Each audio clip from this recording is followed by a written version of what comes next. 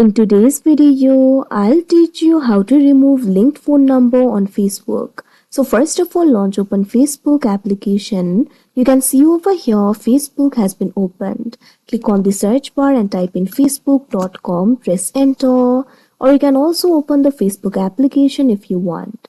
You can see over here Facebook has been opened. Make sure you're logged into your account. So what you have to do is click on the profile icon that you can see at the top right corner of your screen.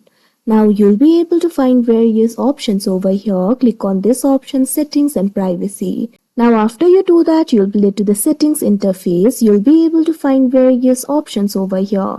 Click on this option, account center, that you can see at top. Now you'll be led to the account center of Facebook. You'll be able to access the settings related with your account over here.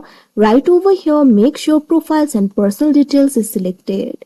Now in this interface, scroll down. Over here, you'll be able to find this section for personal details.